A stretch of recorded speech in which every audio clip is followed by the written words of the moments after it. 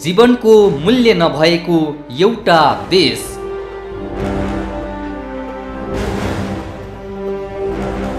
गरिबी, भोकमरी अनि असुरक्षा।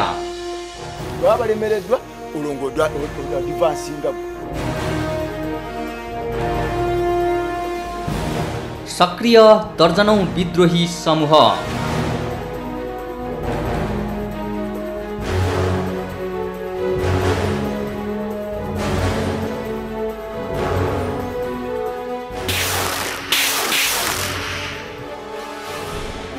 युद्धले जर्जर अफ्रिकी मुलुक कङ्गोको वास्तविकता। कङ्गोमा विद्रोही सशस्त्र समूहहरूले आफ्नो आधिपत्य जमाएका छन्। दर्जनौं हतियारधारी सशस्त्र समूहहरू यस कङ्गोमा कार्यरत छन्। गृह युद्धले जर्जर परेको अफ्रिकन मुलुक कङ्गोमा हामी पुग्ने बित्तिकै देखिएका दृश्य हुन् यी।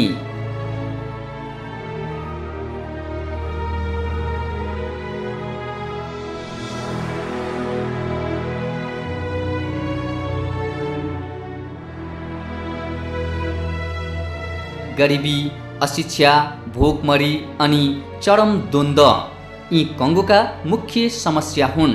सुन, हीरा, कोबाल्ट जस्ता बहुमूल्य खनिज पदार्थ र प्राकृतिक सम्पदाको अथाह भण्डार भएर पनि कङ्गोको अवस्था दर्दनाक छ, जुन पीडा यो दृश्यबाट पनि स्पष्ट हुन्छ।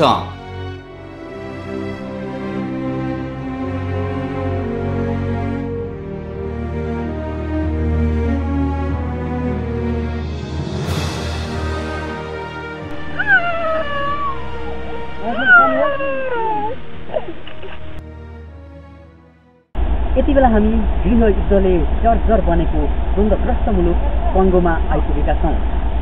सशस्त्रै प्राकृतिक सम्भावनाको अपार सम्पदा भएको कङ्गो कसरी गृह युद्धमा फस्यो अनि कङ्गोको यो हालत कसरी भयो, हामी खोतल्दैछौँ कङ्गोभित्रको भित्री रहस्य। जातीय सङ्घर्ष, राजनीतिक शक्तिको खिचातानी, सामाजिक अस्थिरता, बेरोजगारी जस्ता कारणले लामो समयदेखि द्वन्द्वमा फसेको छ कङ्गो। कङ्गोमा यति बेला शिक्षा क्षेत्रमा असमानता छ। धेरैले पढ्न पाएका छैनन्। धेरैजसो बालबालिका विद्यालय जाँदैनन्। सम्पन्नताको ठूलो सम्भावना भएको कङ्गोमा गरिबीको चपेटा अत्यन्तै दर्दनाक छ। अभावै अभावमा जीवन जिउँदैछन् कङ्गोवासीहरू।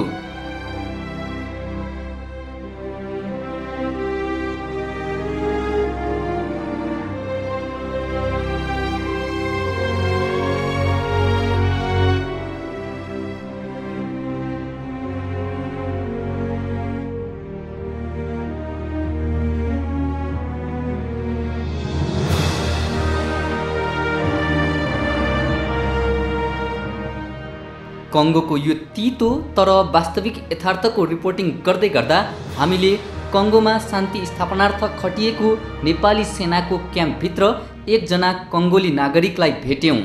नेपाली सेनाहरूकै सङ्गतले होला यिनले नेपाली मजाले बोल्ने रहेछन्। यिनलाई नेपाली बोल्न र आफूलाई नेपाली हो भन्न पाएकोमा धेरै खुसी लाग्छ रे। यिनले नेपालीलाई मनमुटुमा राखेका छन्। धेरै राम्रो मान्छे, एकदम राम्रो, सबैले मुटुभित्र राख्छ।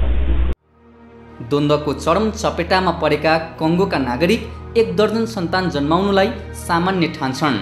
भर्खरै उमेरले 25 टेकेका यी मुइन्डो अदेलाका पनि 2 वटा श्रीमतीबाट 5 जना छोराछोरी छन् अनि 2 वटा बच्चा गर्भमा छन्। बच्चा छ राजु, 5 वटा छ, अर्को 2 त पेटमा छ। हो, यहाँ छोराछोरी जन्माउन कुनै बन्देज छैन। बढी सन्तान भए समुदाय बढी सुरक्षित हुन्छ भन्ने विश्वास छ यो क्षेत्रमा।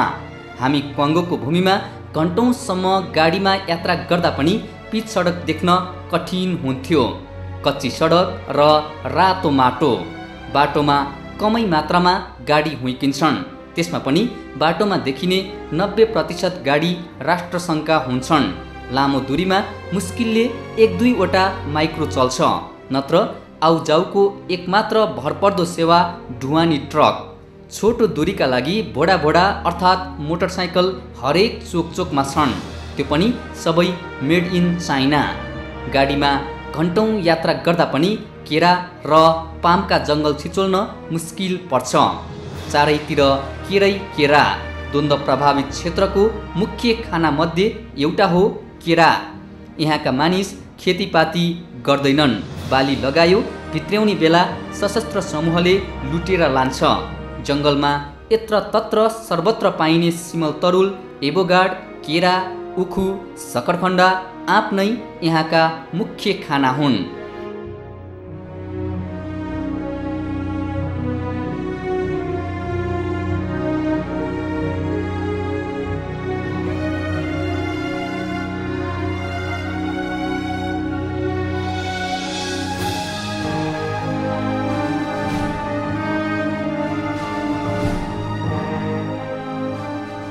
द्वन्द्वलाई सामान्य रूपमा लिने कङ्गोलीलाई खानाको समस्याले भने सधैँ पिरोल्छ।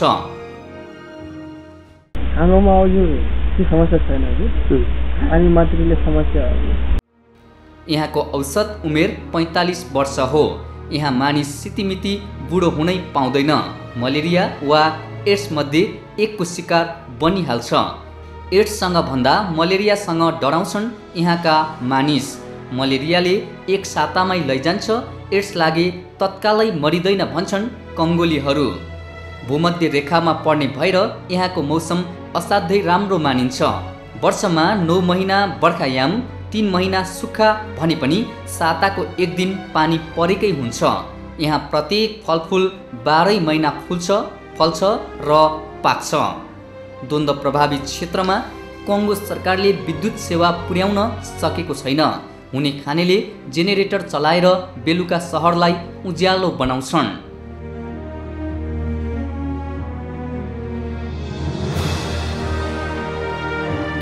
IMF को गत वर्षको प्रतिवेदन अनुसार विश्वकै सबैभन्दा थोरै प्रति व्यक्ति आय भएको राष्ट्र हो कङ्गो। यहाँ प्रति व्यक्ति आय 231 अमेरिकी डलर रहेको प्रतिवेदनमा उल्लेख छ।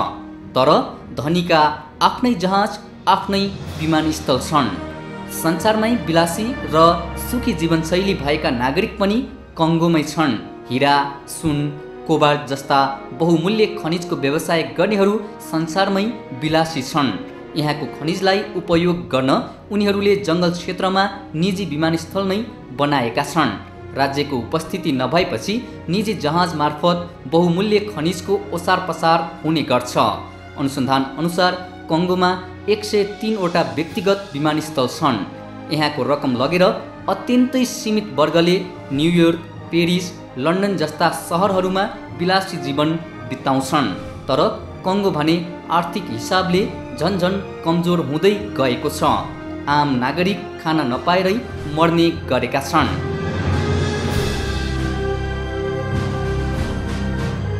खोज खबरका लागि गजेन्द्र बस्नेत, कङ्गो।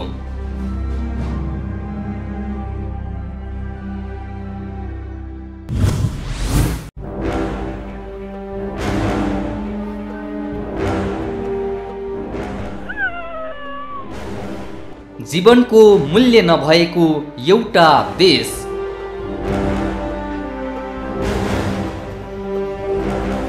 गरिबी, भोकमरी अनि असुरक्षा।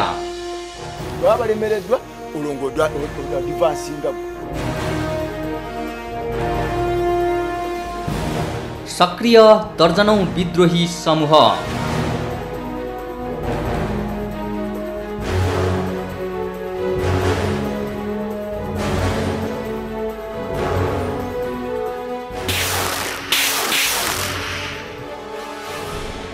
युद्धले जर्जर अफ्रिकी मुलुक कङ्गोको वास्तविकता।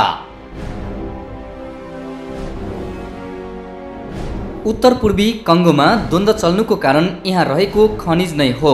विश्वमै सबैभन्दा बढी बहुमूल्य खनिज सुन, हिरा, कोबाल्ट यही पाइन्छ। स्थानीयका अनुसार माफियाले विद्रोही सशस्त्र समूह खडा गरी यहाँ पठाउँछन्। ती समूहले एउटा निश्चित भूभाग कब्जा गर्छन्। माफियाले ती ठाउँमा आएर खानी खनेर सुन, हिरा, कोबाल्ट लग्ने गर्छन्। बदलामा निश्चित रकम त्यस्ता समूहलाई उनीहरूले बुझाउँछन्। त्यसैले यहाँ सशस्त्र समूहहरू शान्ति हुनै दिँदैनन्।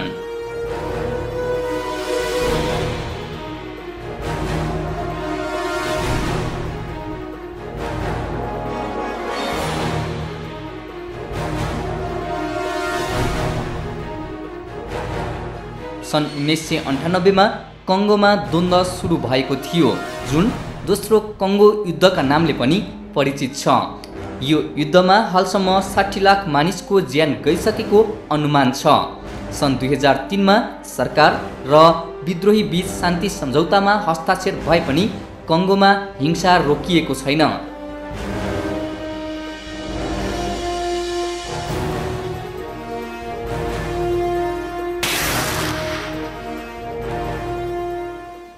एडिएफ, माइमाई, M23 जस्ता दर्जनौं हतियारधारी सशस्त्र समूहहरू कङ्गोमा तैनात छन् र शान्ति स्थापना छ। सन् 2003 पश्चात कङ्गो क्षेत्रमा विभिन्न राष्ट्रका शान्ति मिसनमा तैनात सैनिकहरू पनि यस क्षेत्रमा कार्यरत छन्। अहिले पनि कङ्गोमा दर्जनौं विद्रोही समूह हिंसात्मक क्रियाकलापमा सक्रिय छन्। कुन कुन छन् त त्यस्ता समूह?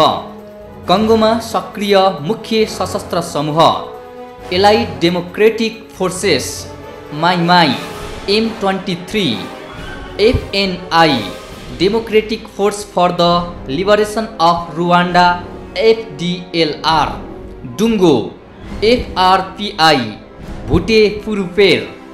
यी विद्रोहीले मुख्य गरी स्थानीय महिला र बालबालिकालाई आफ्नो ढाल बनाएका छन्। युद्धमा मर्नेहरूमा सबैभन्दा बढी उनीहरू नै हुन्छन्।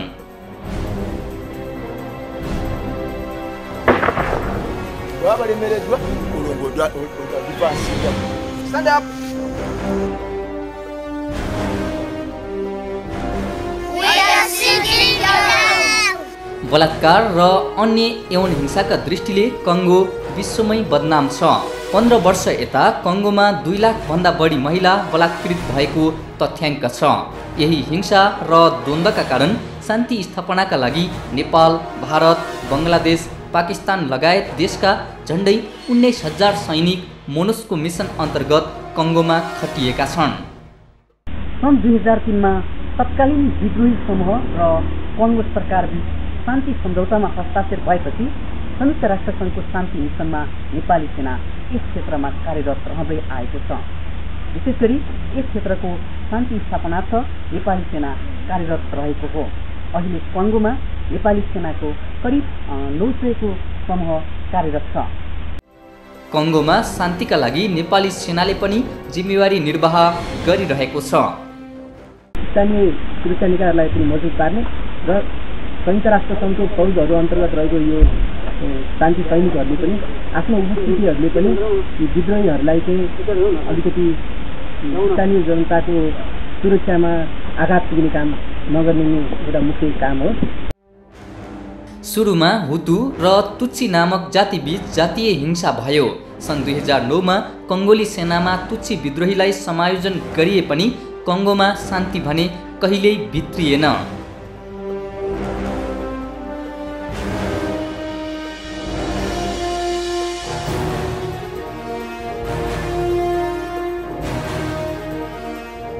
औपनिवेशिक कालमा बेल्जियम जस्तो सानो युरोपेली मुलुकले आफूभन्दा 90 गुणा ठुलो देश कङ्गोमाथि आधिपत्य जमायो। उसले कङ्गोको सुन, हिरा जस्ता बहुमूल्य खनिज पदार्थ लुट्नसम्म लुट्यो। बेल्जियम अगाएपछि लुट्ने पालो अरूको आयो। यतिसम्म कि छिमेकका ठालु रुवान्डा र युगान्डाले पनि कङ्गोको खनिज लुटे र अहिले पनि लुटिरहेका छन्। अहिले विभिन्न समूहलाई हतियार दिएर वा आफ्ना सैनिक पठाएर कङ्गोलाई सधैँभरि उनीहरू अस्तव्यस्त पार्न चाहन्छन्। त्यसको पछिल्लो उदाहरण हो 3 महिना अघि भएको गोमा कब्जा। M23 नामक विद्रोहीले एउटा सहर नै कब्जा गर्दा पनि कङ्गो सरकार निरीह बन्यो। निरीह सुरक्षाकर्मी। अत्याधुनिक हतियार छ तर खाना र नियमित तलब छैन सुरक्षाकर्मीलाई। हरेकसँग AK-47 जस्ता अत्याधुनिक हतियार भए पनि पातले बेरेर बनाइएका फुसको घरमा मुस्किलले उभिन मात्रै पुग्छ। तल्लो तहका सुरक्षाकर्मीको हातमा नआइपुग्दै बिचैमा उपल्लो ओहदाका अधिकारीले नै तलब खाइदिन्छन्। सेनाका जवानले बेला बेलामा गरिरहने विद्रोह र विद्रोहीको साथमा लाग्नुको एउटा मुख्य कारण पनि यही नै हो। दिनभरि ड्युटी गर्ने र बेलुका हतियार सहित घर जाने प्रहरीको दैनिकी हो। कतिपय सुरक्षाकर्मी खाएर बचेको खानेकुरा छ कि भन्दै खोज्दै शान्ति मिसनमा खटिएका विदेशी सैनिकका क्याम्पमा पुग्ने गर्छन्। यसले पनि कङ्गोको गरिबीको स्तरलाई प्रतिबिम्बित गर्छ। खोज खबरका लागि गजेन्द्र बस्नेत, कङ्गो।